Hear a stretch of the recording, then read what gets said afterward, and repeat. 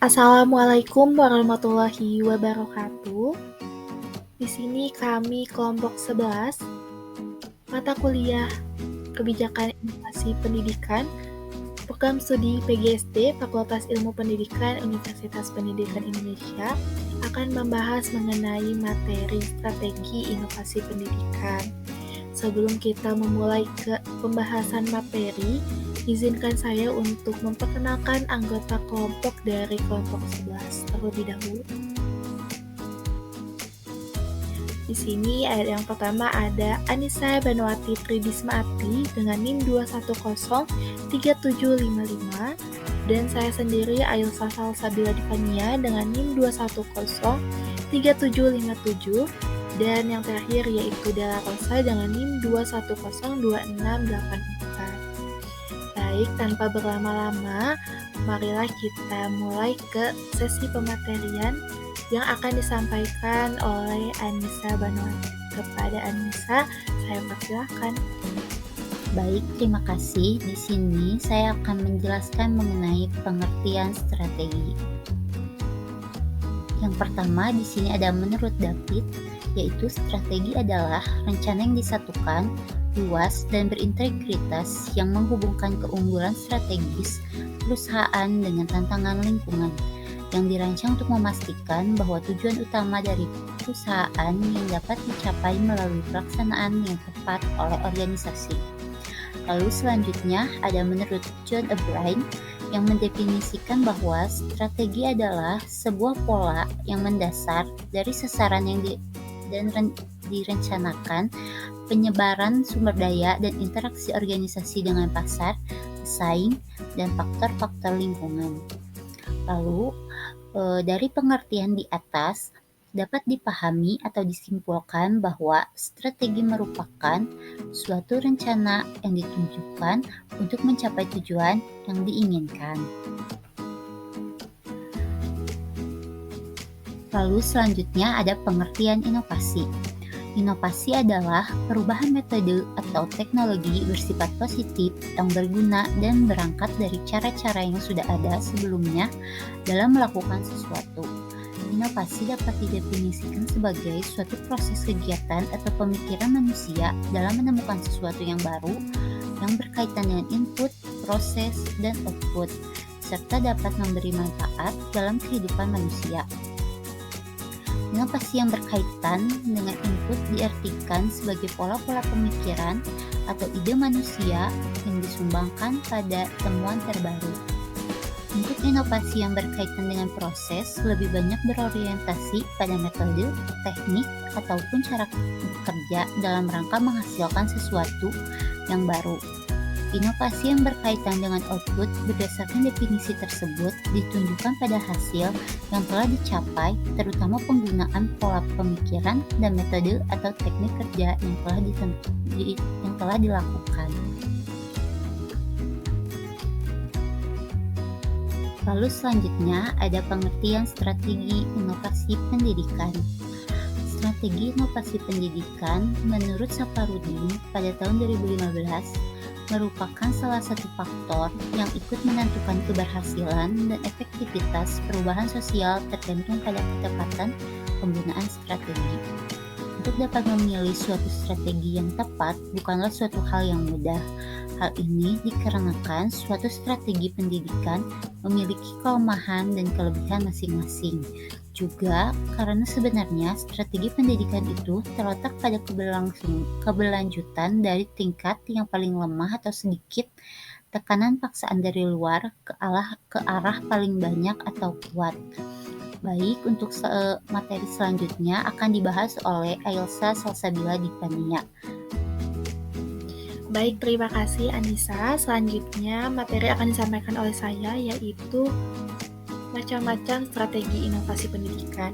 Untuk strategi inovasi pendidikan dibagi menjadi 4 macam, yaitu yang pertama strategi fasilitatif atau disebut dengan fasilitatif strategis. Yang kedua strategi pendidikan yang disebut re-edukatif strategis. Yang ketiga ada strategi bujukan yang disebut persuasif strategis. Dan yang keempat yaitu strategi paksaan atau yang disebut power strategis. Dalam keempat strategi tersebut, sulit menemukan adanya strategi dan pendidikan, dikarenakan pada kenyataannya tidak memiliki batasan-batasan yang jelas untuk membedakan strategi yang satu dengan yang lainnya. Selanjutnya yaitu ada strategi yang pertama, yaitu strategi fasilitatif atau fasilitatif strategis. Pelaksanaan program perubahan sosial dengan menggunakan strategi fasilitatif artinya untuk mencapai tujuan perubahan sosial yang telah ditentukan, diutamakan penyediaan fasilitas dengan maksud agar program perubahan sosial akan berjalan dengan mudah dan lancar.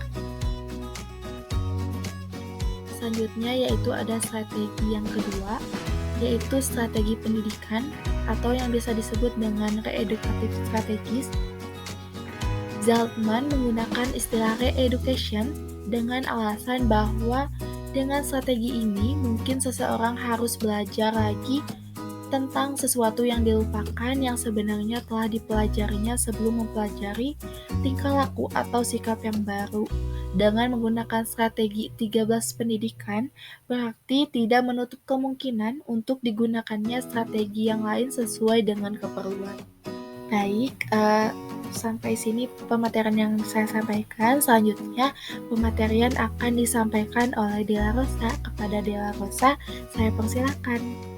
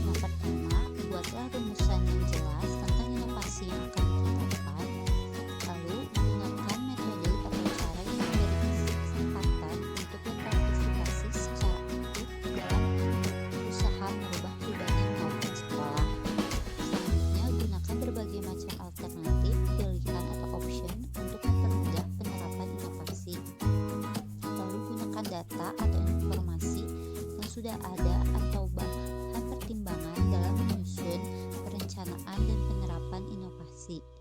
Lalu gunakan tambahan data untuk mempermudah fasilitas terjadinya penerapan inovasi. Gunakan pemanfaatan dari pengalaman sekolah atau lembaga yang lain.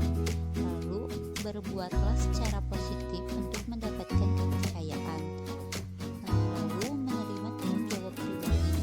Usahakan adanya pengorganisasi dan kegiatan yang memungkinkan terjadinya kepemimpinan yang efektif.